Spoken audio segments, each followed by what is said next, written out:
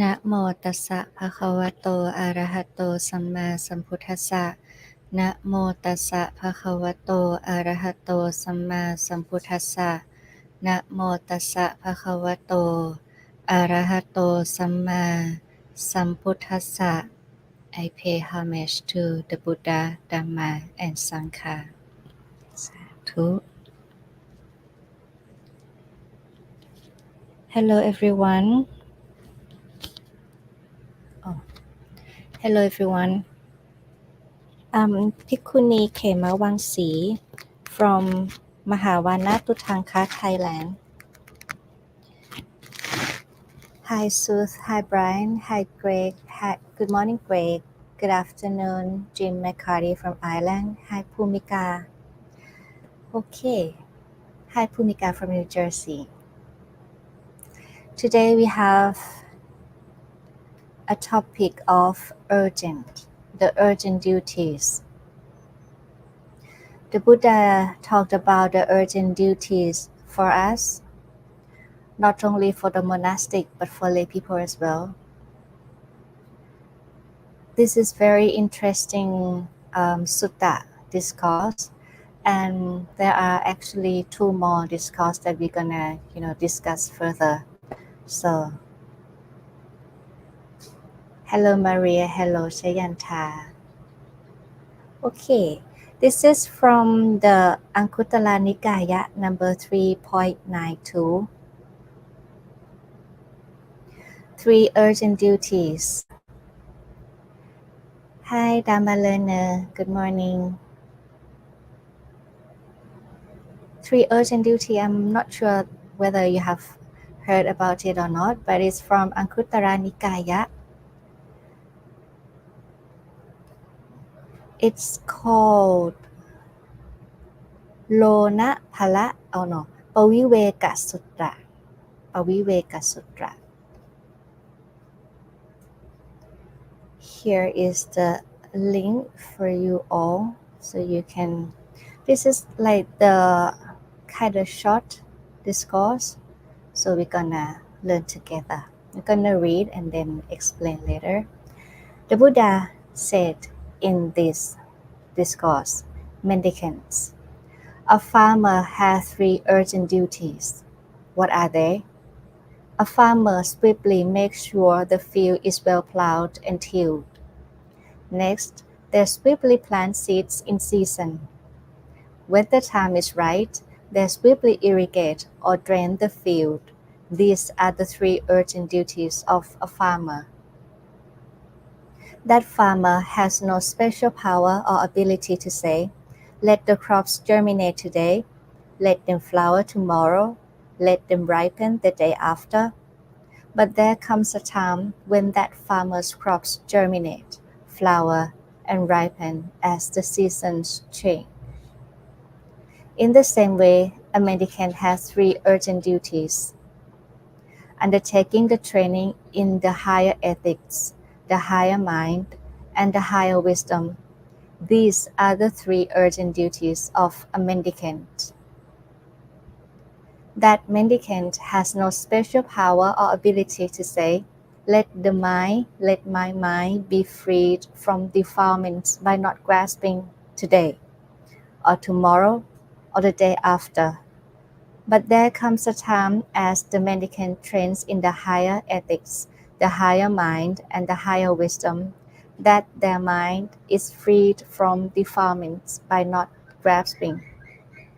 So this is from the Paviveka Sutra, Anguttara Nikaya 3.92. Kind of short discourse, but very interesting. Here in this discourse, Buddha mentioned about the farmer. If you notice, many sutta, the Buddha described, like the natural things, the farmer or people who work in, that area. So whatever that the Buddha saw in that moment, he can talk about it, compare it to the Dhamma and Vinaya, to the teachings of the Buddha. Here the Buddha compare the farmer that the farmer has three urgent duties. Of course, when they're gonna, plant something, first they have to do plowing and tilling, right? And then they have to plant seeds. And then when the time is right, they swiftly irrigate or drain the field because it's very essential for, to letting the crops to grow, to mature, right? But why this urgent? Because it depends on the season as well. It's like the crucial factor for the rainy season. We have to prepare everything before the rain comes, something like that. So these are the three urgent duties of a farmer. But interestingly, the Buddha mentioned that farmer has no special power or ability to say that let the crops germinate today. I want to see it today. Let the crops germinate today. Let them flower tomorrow and let them ripen the day after. You cannot force the crops to germinate, to flower, to ripen as your wish, right? But there comes a time when the farmer's crops germinate, flower, and ripen as the seasons change. Of course, the farmer has to do their own work.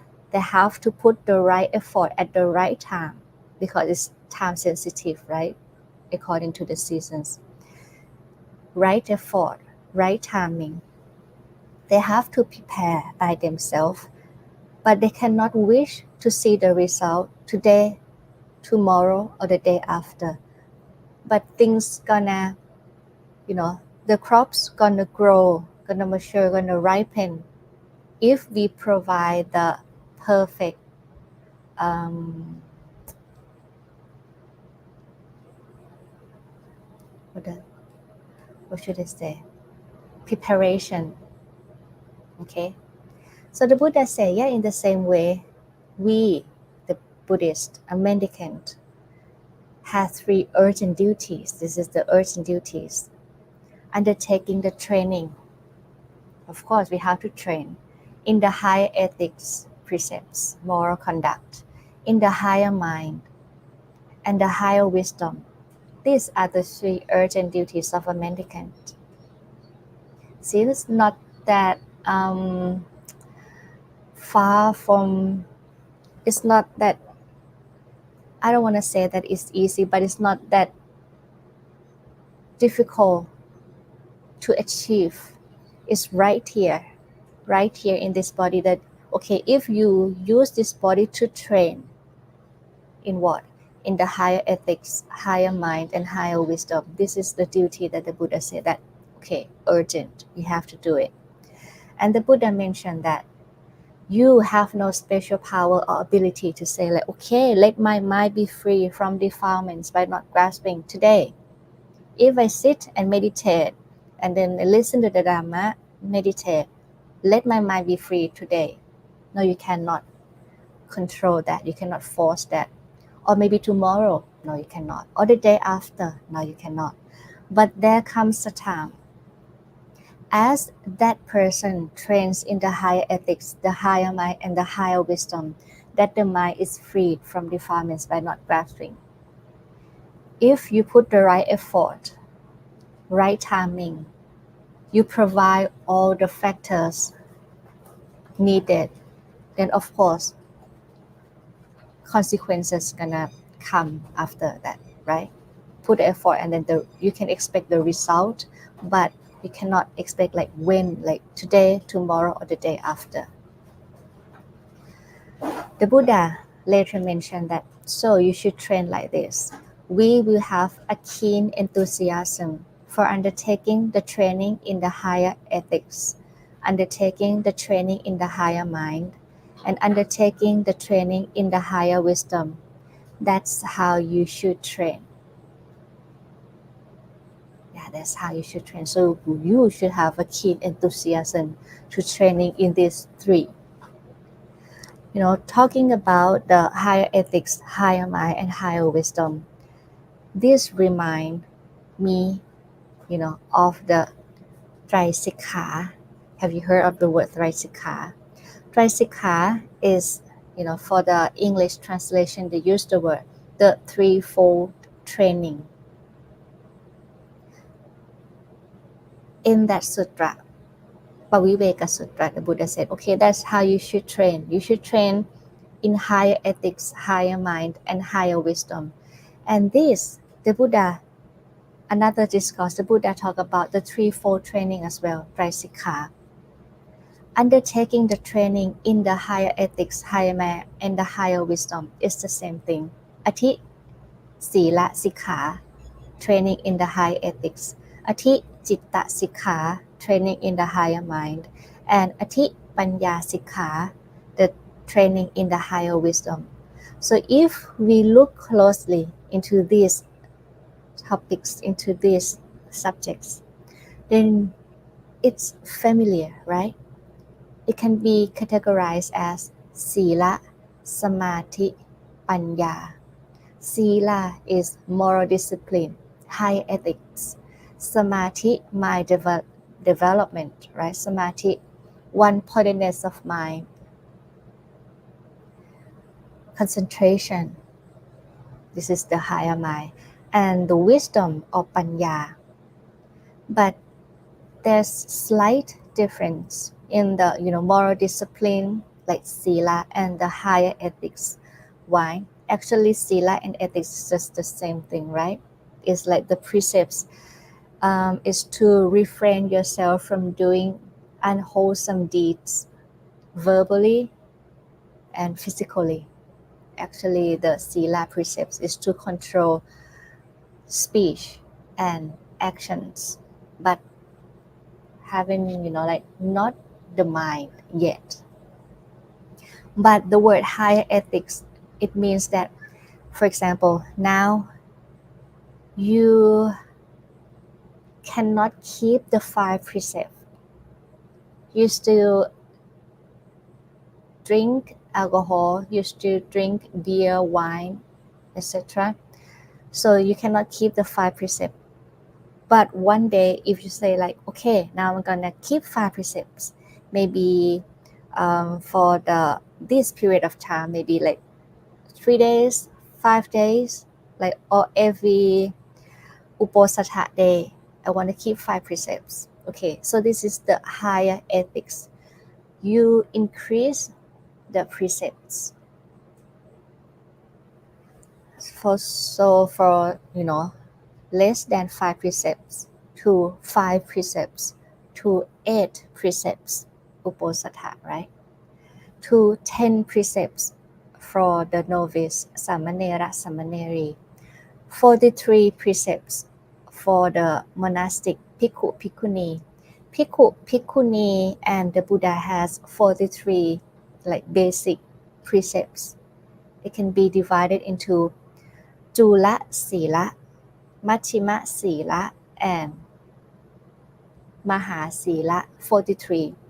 And then Patimokkha Sila is mean like the Vinaya, the discipline as in the Patimokkha is for Bhikkhu and Bhikkhuni. For Bhikkhu, there are 227 Patimokkha Sila. For Bhikkhuni, there are 311 Patimokkha Sila. So this is like the higher ethics, increase the precepts 5 to 8 to 10 to 43 or to, for the Patimokkha, for the Bhikkhu Bhikkhuni, Vinaya, 227 or 311. Or even though you're not, okay, I don't want to ordain as a Samanera, Samaneri, or the Bhikkhu Bhikkhuni. I want to be just the lay person. So keep the 5 precepts or the 8 precepts, but make it purer. Like level up the precepts like inside here, like, okay, make it normal, make it as it's just like breathing. It's normal thing for you, and make it purer and purer, things like that. This is for the higher ethics. And for the mind development, samadhi has a slight difference to the higher mind. The higher mind is like, okay, now I can, concentrate. I meditate and then I concentrate, have the one pointedness of mind for like 5 minutes. Even though you sit for 10 minutes, but you can concentrate on the breathing for 5 minutes. Okay, that's only count, the 5 minutes. It's not just like, okay, I can sit for 1 hour, but you think, many things. You have the monkey mind. You just think about your project, about your family, about your journey in the future. That does not count. But if you sit for 1 hour, but you can concentrate on the breath, you have the stable and the one pointedness of mind for 15 minutes. That's only count 15 minutes. Okay.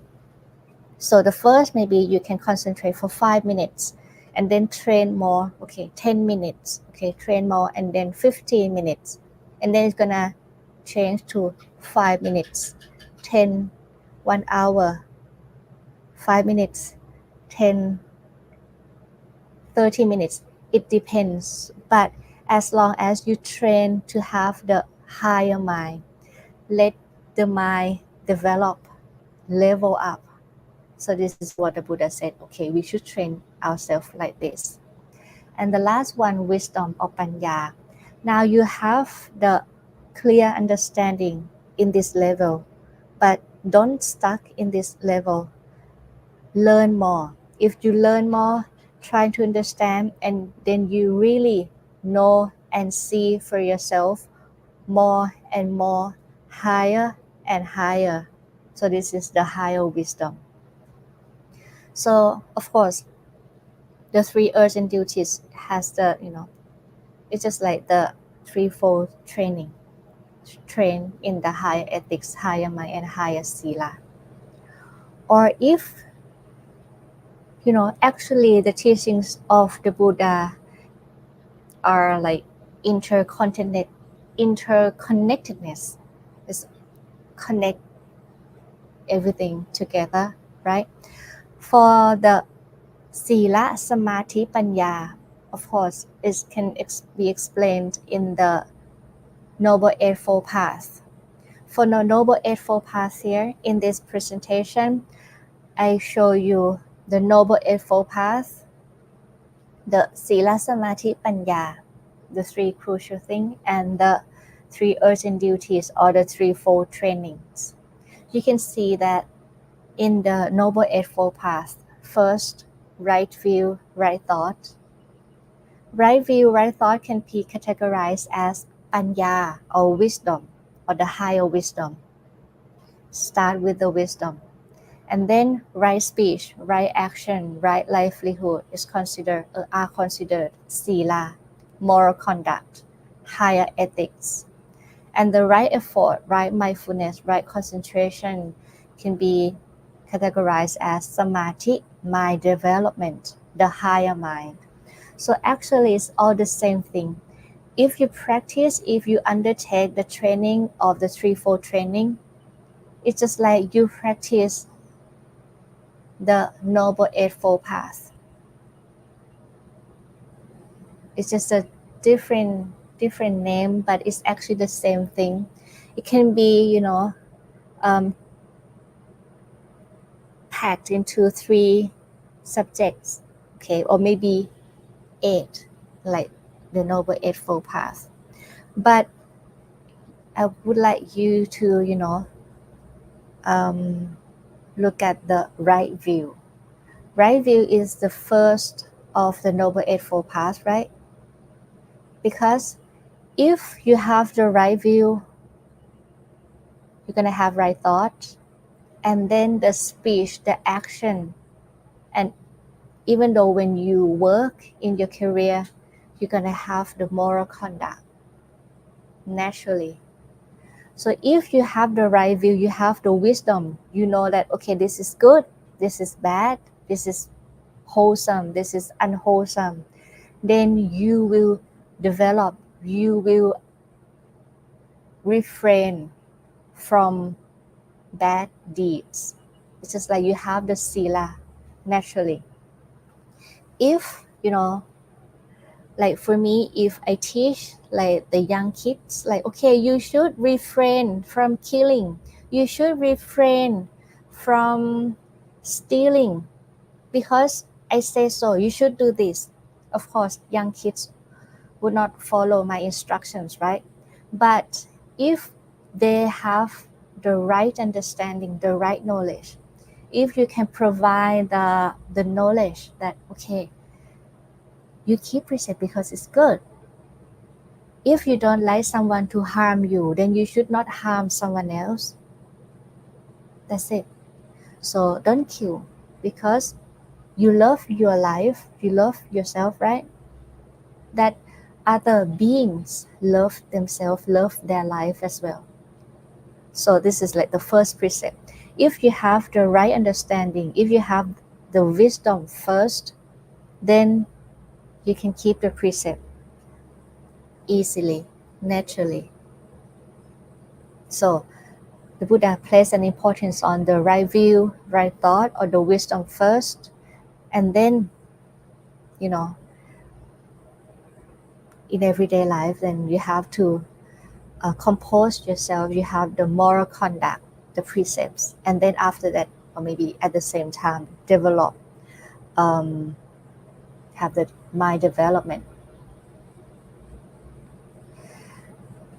But when we see, like in this presentation, right, you see that the wisdom is placed first, and then sila and then samadhi. But normally when we talk, we say sila, samadhi, panya. Sila precepts first. Why? Because it's easier to keep the precepts.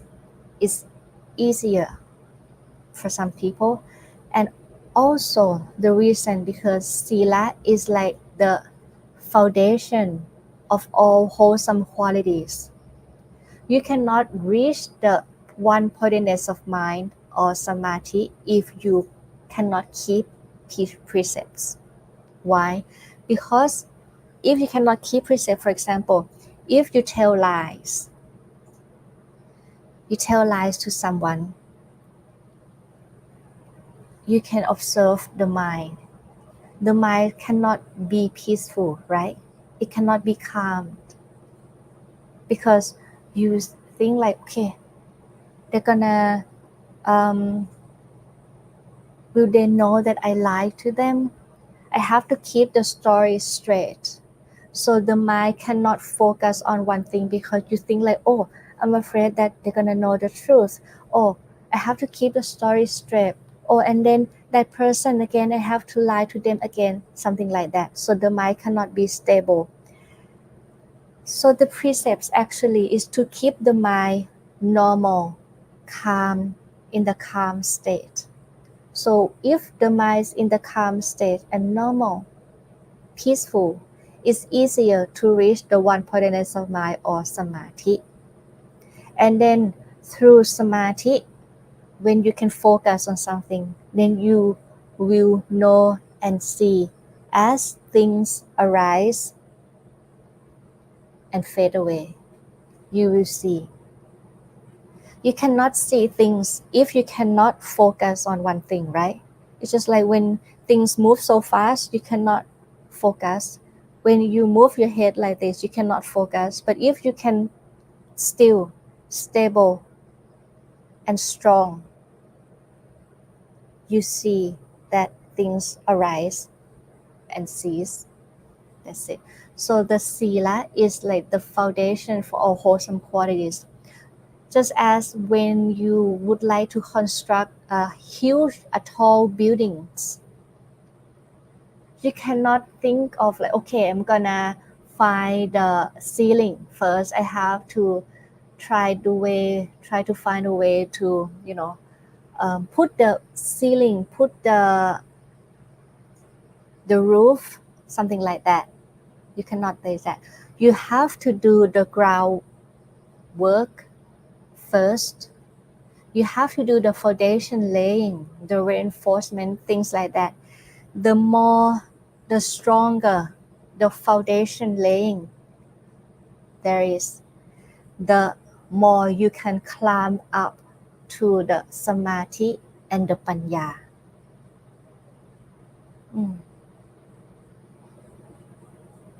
Okay, yeah. So the stronger the foundation you have, the higher you can build up, right? So it's just the same thing. The more precepts, the purer precept you can keep, then okay, you can reach the samadhi, concentration, meditation easily, and then you can know and see things as they really are, or panya, or wisdom. Yeah. Have you heard about this sutra? This is very, very famous.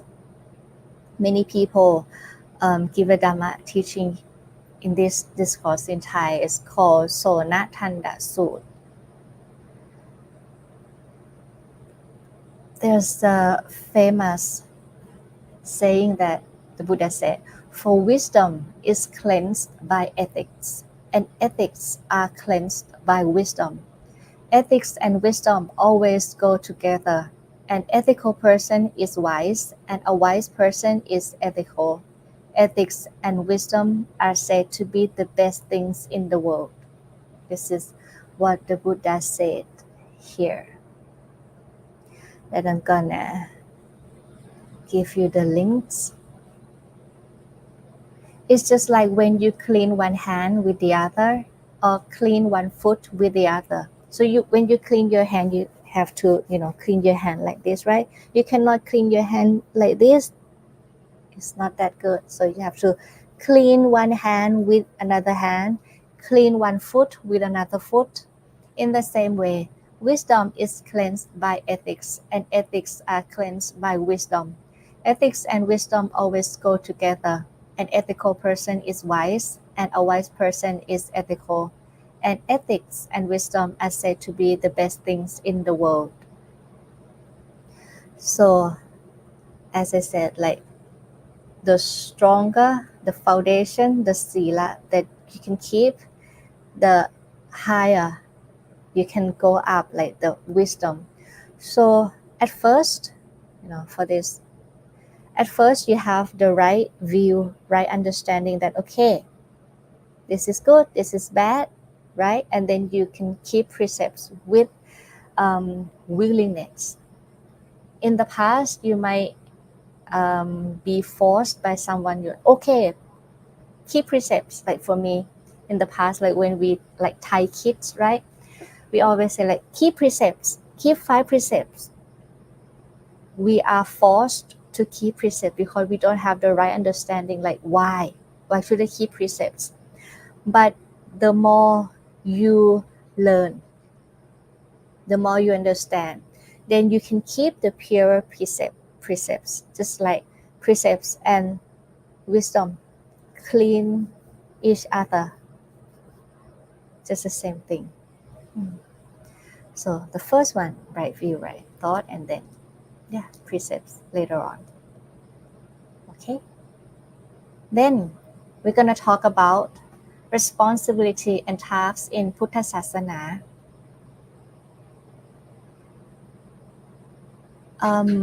I have to mention about the Thai Dhamma talk. I did a Thai Dhamma talk maybe like 2 days ago, or maybe on Sunday.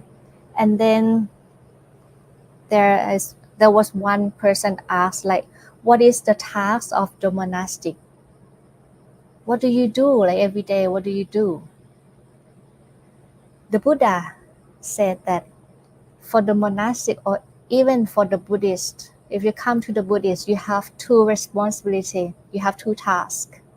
First, kanta thura, task of learning. Second, vipassana thura, task of insight development or meditation practice. Kanta thura and vipassana thura. This is the 2 responsibilities that the Buddha said, okay, this is what you should do.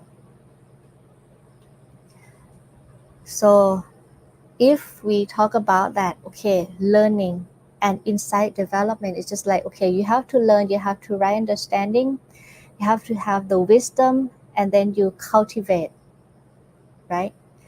Or maybe you have heard about the pariyatti, patipati, and pativeta. Pariyatti, patipati, pativeta. It is to learn. You have to learn first. If you don't learn, if you don't listen, how can you know what is right, what is wrong, right? Like what is really right and what is like truly wrong. So you have to learn first. And then after that, not just learn only, you have to practice as well, patipati. Through the practice, through the insight development, through the mind development, through the meditation practice. After this, you have pativeta, or you will realize the fruits. You will attain the true liberation, such and such. So this is just like to learn and to practice. Sud asks here, very interesting question. Sud asks, dear Ayya, how many precepts is one automatically keeping if one just follow the Noble Eightfold Path? Okay.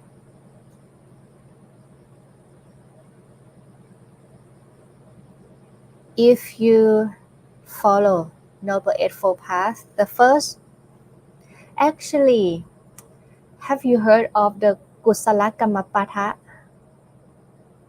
Anyway, right speech is to not tell lies.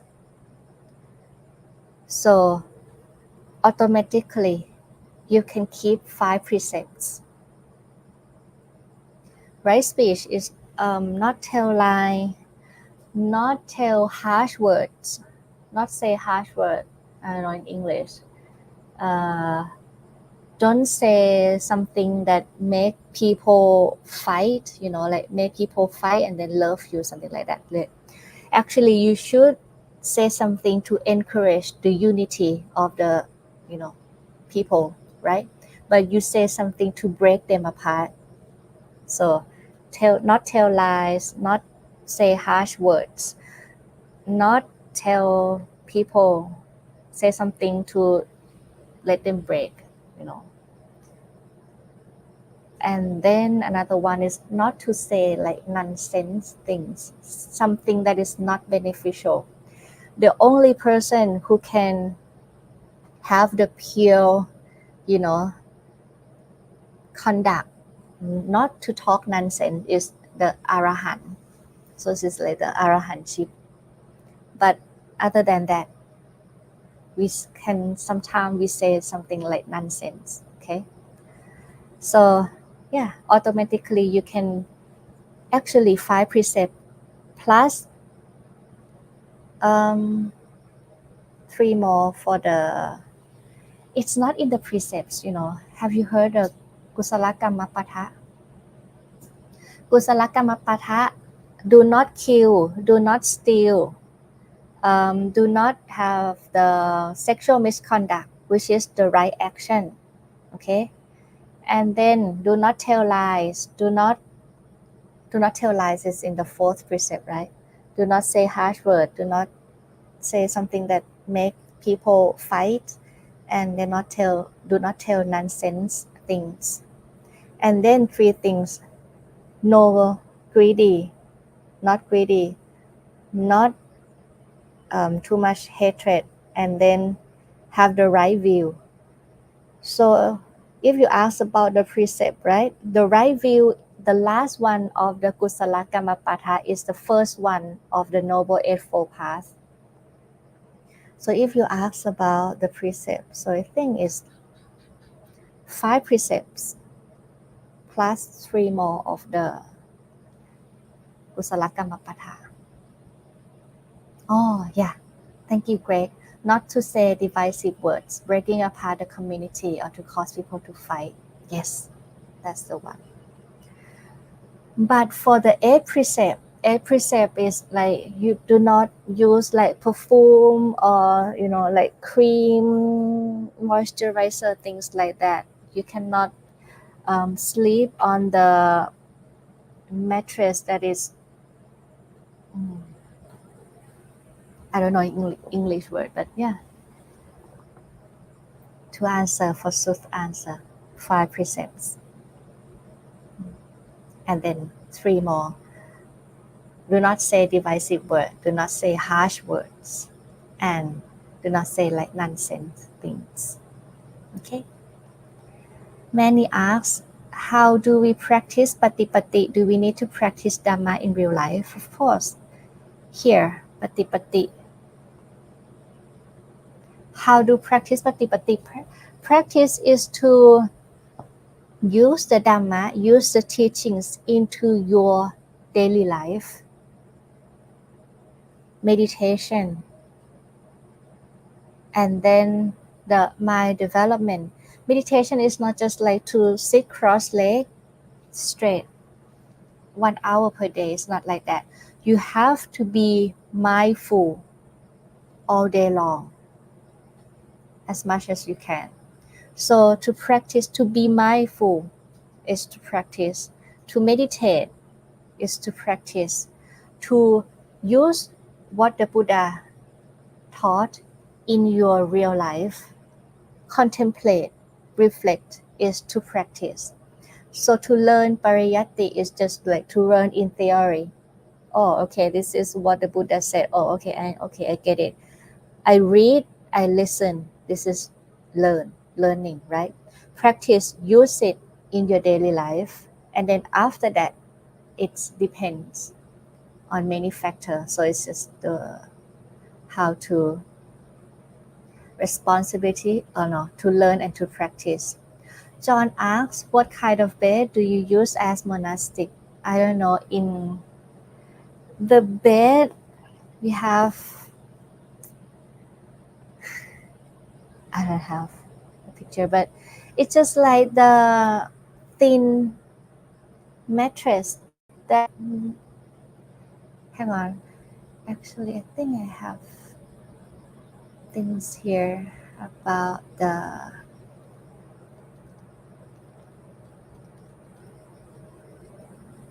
it's like a thin mattress. Oh,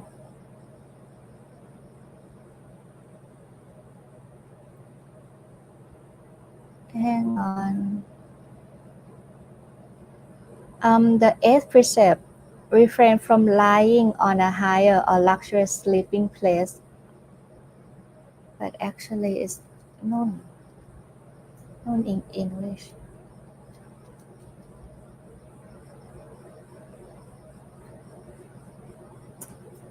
Cotton, right? I think silk cotton, something like that. If the mattress is made from silk, cotton, something like a luxury thing, you cannot use that. Cotton, wool. So it have to be like simple, not luxurious, like modesty. Luxurious bed. And the thin, not just like this is too much. Normally we're gonna have like, they say like 1 or 2 inches at most, something like that.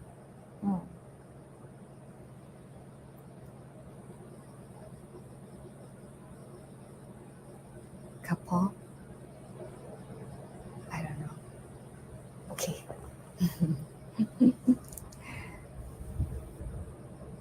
Okay, and then I would like to mention about this, that that the Buddha said that, of course, like the 3 urgent duties for the farmers, to like plowing, tilling, planting seed, irrigation, and drainage, right? So it's just like the farmer has the role to create the best possible conditions for growth, but the actual development of the crops depend on nature. So we have to have the human effort and the natural process. The human effort here is just like we learn, we practice. This is the right effort for us to do. Abandon unwholesome qualities, cultivate wholesome qualities through learning, practice in daily life. And then if we're gonna realize the fruits, if we're gonna attain the nirvana, nibbana, whenever, it's up to many factors. You cannot control like, okay, I'm gonna, the mind gonna be free today. No, you cannot say that. It's just like when the farmer cannot say like, okay, let the crops germinate today, let it ripen tomorrow.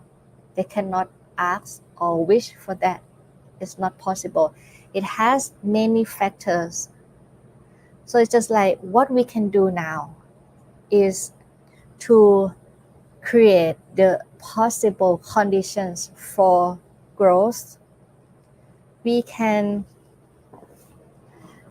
provide the conditions, learn, practice. Okay, learn more, practice, precept, mind development, and then more or higher wisdom, higher ethics, higher mind, higher wisdom. More and more is to create the conditions. If it's have the word, they have the word makha samanki. It have, if it is the right time, if it's like is according to many factors and the conditions. Makha samanki, if have the unity of the noble eightfold path, like everything just perfect, and then you're gonna have the fruits. Sodapati, asakatha kami, anakami, arahan. You're gonna reach the true liberation. And one more. Here in this sutra from Anguttara Nikaya number 8.19, Paharatha Sutra, the Buddha said, Paharatha is the giant. He said that the great ocean slants, slopes, and inclines gradually. This is like what is so amazing of the ocean. The Buddha said, okay, the great ocean slants, slopes, and inclines gradually, not dropping off abruptly. So too, in this Dhamma and discipline, penetration to final knowledge occurs by gradual training in ethics, in higher mind, and in higher wisdom. And then gradual activity, palipati. You have to practice.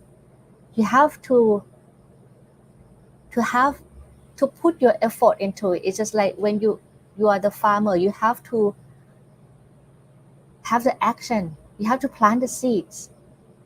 You cannot wish for the rice to grow if you do not plant the seeds. You have to have the gradual activity, action, effort, action, and then gradual practice, not abruptly. This is the first astounding and amazing quality that the bhikkhus see in the Dhamma and discipline, because of which they take delight in it. So it is to emphasize the notion that you cannot ask things to happen today, tomorrow, because nowadays, I don't know in Western, but in Thailand, now they have like the new concept of selling nirvana. This is very strange and kind of funny.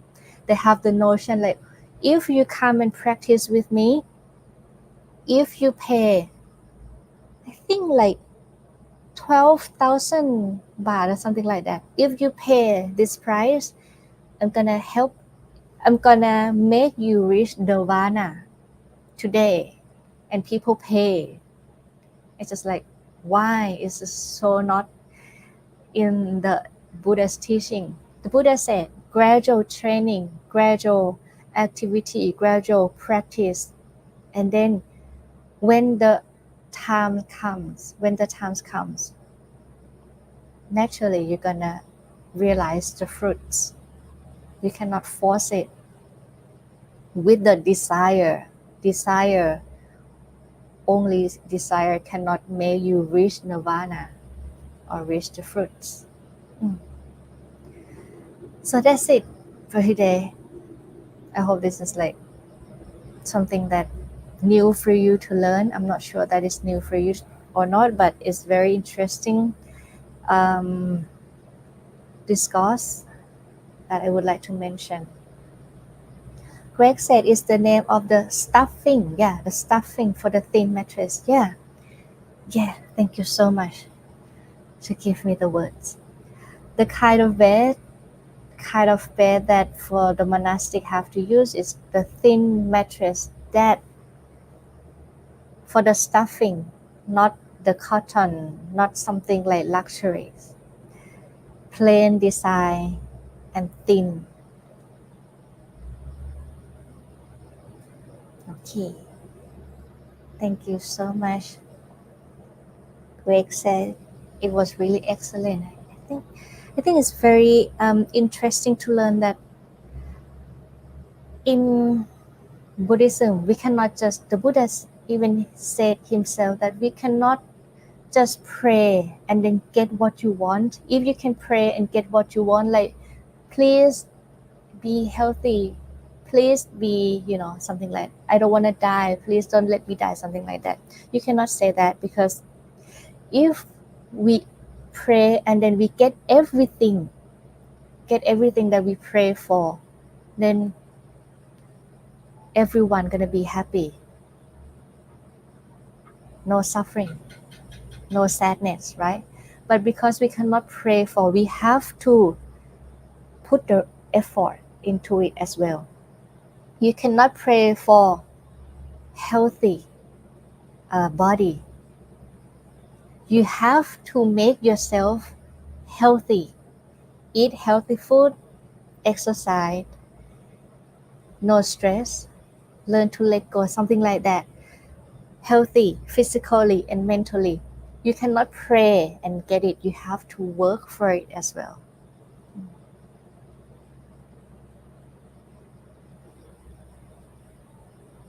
This is what made me love the Buddha's teachings, because it can use in real life, and it's something that, because in the past I used to pray a lot, entirely pray, go to this temple to pray, go to that temple to pray, because I want to pass the exam, please make me pass the exam, something like that. It's so normal. But then I learned that you cannot pray to pass exam. You have to study. You have to study. You cannot rely only on luck. You have to rely on yourself as well. Study. And then, it's just like to create the best possible conditions for you to pass exam. All Greg said, we also call it futon mattress. Thank you so much. You have any more question? Yeah. Jay said personal responsibility. Yeah. As the Buddha said here, we have the responsibility. We have to do the task. You have to do on your own. You have to take the task of learning. And then insight development. Learn, practice after that. Even though how long you're gonna, practice for, but you know that you do good deeds, you're gonna have a good outcomes. That's it. I don't care. For me, I don't care how long I'm gonna reach nirvana. I don't care about that. As long as I know that now I follow the Noble Eightfold Path, Now I learn, I read, I listen to the Dhamma, and then I put it into practice. You cannot reach nirvana, you cannot reach the right wisdom only by the book, by theory. It's not like that. You have to put it into practice, you have to put it into action. And after that, when it's ready, it's ready. When the time comes, it's just gonna grow. Oh, um, Dharma learner here, right? I think I saw your comments. Oh, Dharma learner say, if there is time at the end of the session, could you update of progress from the big storm that passed through the monastery? Now I will post the pictures in the Mahawana Dhamma Sanctuary Facebook then. Now we have like the concrete. In the past we have the concrete. Just like the, I don't know what's it called. Not so strong because we don't think gonna have like so, such a big storm like that. So like 20% concrete and then 80% wood in the past. But now after the storm, so now concrete. So strong now. It just have we finished the ground work, the floor. We finished what's it called? The pillar? I don't know. Yeah. Except for the roof. Nearly finished. Oh, and Mahavanatutanka opens for the international practitioners to come and stay with us in Lampang, Thailand, starting from this June to February each year, because during the hot season, it's too much to handle for the heat. It's like 43 degrees Celsius. It's too hot. So yeah, this is the progress from Thailand. Thank you. Thank you all for coming to listen to the Dhamma. This is like the good start for you to have the right view. And it's just like you follow the Buddha's teaching. Pariyatti, you learn. And then after that, Paripatti, practice. Niranjan asks, respected Bhikkhuni, do you have experience of Priti Sukha? What is it, Priti Sukha? Piti, the rapture? Is it, what is Priti Sukha? Do you mean the rapture? If you mean the rapture, Piti Sukha,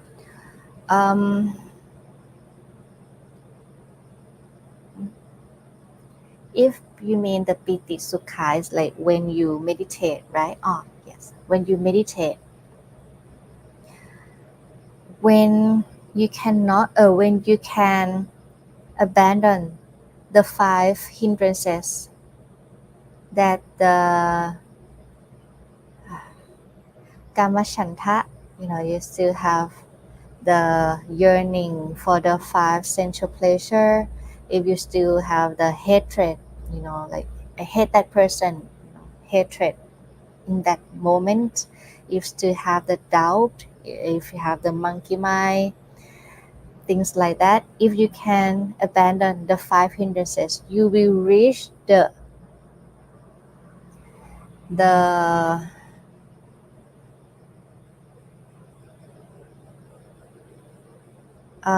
actually piti is in the components of the shana. You asked, do you have experience of piti? Yes, I have experience of piti sukha. When you can abandon the 5 hindrances, right? And then you have the Vitakka Vichara. Vitakka Vichara is when you raise something as the object of meditation. For example, Putto, Buddho. Buddho is to have the recollection of the Buddha, is one object of meditation. So if you breathe in, without to, Buddho, one thing, or maybe if you do the Anapanasati, breathing without and you can sense the contact here, you do like this. This is called Vitakka Vichara, right? Raise it into concentration. Putto, Putto. If you can get rid of the five hindrances, you can reach the piti sukha, the rapture, the bliss. Um, we have like some people have the goosebumps. Some people feel like lighter, just like when you're gonna float, something like that. You might feel like, oh, now I'm floating, but you just stay the same, but you feel lighter like this. Some people feel like the body is like bigger, and some people feel like the I don't know what's it called, but yeah, there are many kinds. Actually, I think there are 5 different raptures that you can experience. Yeah, but normally goosebump and light, cool sensation, mm, joy and tranquility, or other different translation. Oh, yeah, rapture, joy. There are many kinds of rapture. Rapture can be just like the slight one, just like cool. You feel like the body is cool and cold, so make the goosebump, right? Light, you feel like you're gonna float, or maybe you can have like the body is bigger. Or the inner sounds. Oh yeah, inner sound, it can happen. You hear things. Mm.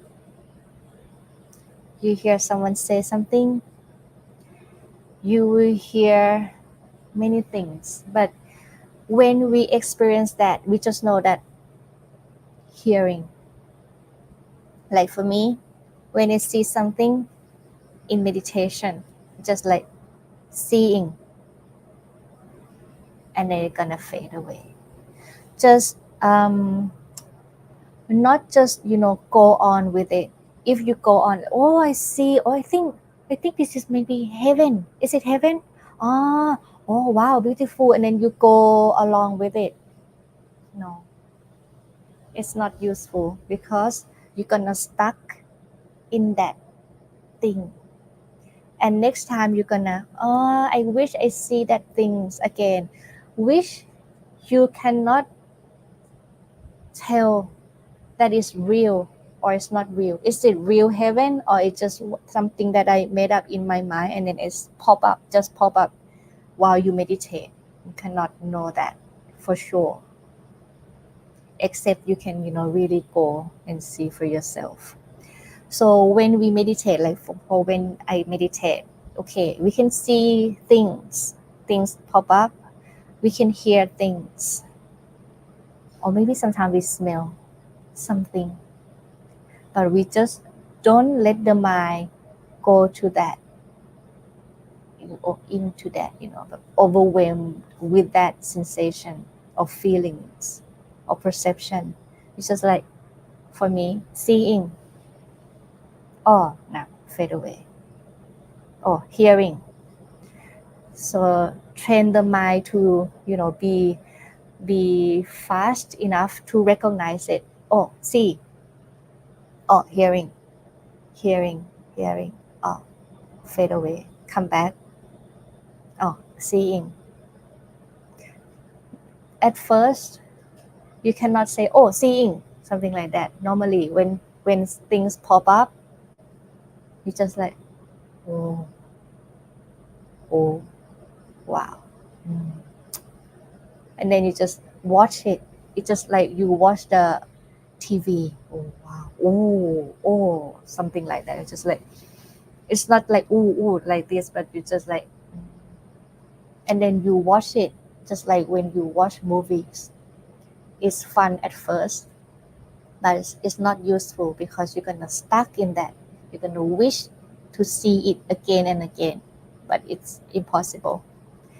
So you just train yourself to like, okay, see, come back to breathing. Oh, come back to breathing. Here, come back, something like that. Jay asks, can we use the piti and sukha as the meditation object or stay in the breath? When the piti arises, right? You don't use it as a meditation object. It's just something comes when you reach the jhana state, reach the one pointedness of mind, just come naturally. It's gonna come. So when the rapture, when the piti, and when the sukha arise, then you know that it arises. Breathe in, you know piti arise. Breathe out, you know piti still arise. Breathe in, and you just know that piti is still arise. And then you just focus on the breath, and then you just know. Breathe in, breathe out. Piti fade away, still fading. Maybe now it's like this, and then now incline. Breathe in, you know the incline. Breathe out, you know. Breathe in or come up again. Breathe out, you just know, and then eventually let it pass. You have to let it pass, because why? There's some people, actually, if the piti fade away, it means you reach the second jhana, vitak, vitok, vichan, piti. That means you reach the second jhana if the rapture fade away. But normally, if we don't learn about this, right? For example, put toe. Oh no, the piti fade away. I think it's in the third jhana. The first one, put toe, rapture arise, sukha, happiness arise, have one pointedness of mind. That is the first jhana, right? And then the second jhana, putto, fade away. You know what I mean? Putto, and then there's the moment that the putto fade away. You have to let it fade away, because if the putto fade away, it means second jhana. But people, when the putto fade away, just like, oh no, putto, come back. Putto, we have to putto. You have to let go. If you let go, that means second jhana. And then when the putto fade away, you're gonna have the second jhana gonna be just only piti, sukha, and one pointedness of mind. If rapture arise, if the rapture fade away, you have to let it fade away, because it's gonna be like the third jhana. Third jhana is just like pure happiness. And you have to let go of that happiness as well, because the fourth jhana, no more happiness. It's only the equanimity. Equanimity and one pointedness of mind is the fourth jhana. And after that, you will not sense the breathing, the breath. You cannot sense the breath. That means you're going to reach like the fifth jhana, arupa jhana, no form. Okay. Many asks, Can metta meditation remove anger towards a person? How often should we do it to remove angry thoughts? We have to, regarding how often, right? As much as you can. We cannot say like, okay, 1 hour or 2 hour, or maybe like twice a day. You cannot say that. It depends on the person. So what I can say now is like, if you can think of metta, if you can think of, loving kindness, do it. So it's to develop the loving kindness when you can think of it. So as often as you can. And metta can remove anger, of course, but you really have to understand the word loving kindness. You're angry of that person because he did something bad to you, right? But if you use the loving kindness or the compassion correctly, you have to understand like, yeah, I used to do something wrong in the past, and I want that person to forgive me. That person did not forgive me, and it just stuck with me, and it's painful. That is suffering. So now I know that he made he made the mistake. I used to make a mistake as well. We're just the same. People can make mistake. You talk bad things to me. I used to talk bad things to other people as well. So yeah, you suffer. I suffer. He did something bad because of many factors, environment, because he did not know what is right and what is wrong. Poor him. Yeah, compassion. Yeah, loving kindness. So when you cultivate loving kindness or metta, it can remove the anger. Anger is like fire burning. When you're angry with someone, it's like the burning inside, right? Burning with anger. So metta or loving kindness is like the water to um, extinguish. Dhamma learner said, very interesting to learn out these states of mind.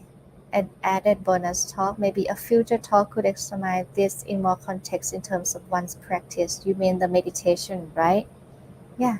Meditation and the jhana state is very interesting, but it's something that you should like learn for yourself, because they have the pros and cons in learning this. Pro, yeah, you can have the knowledge like, okay, this is like the stage. Okay, then we know like how to, develop, how to practice. This is the pro. But the cons, disadvantage of learning too much is that you're gonna expect the outcome. So when you meditate, you're gonna expect like, okay, today I'm gonna reach the first jhana. Now I know. Now I know that's gonna rapture is like the this cool sensation or things like that. So you have the expectation. You have, thought.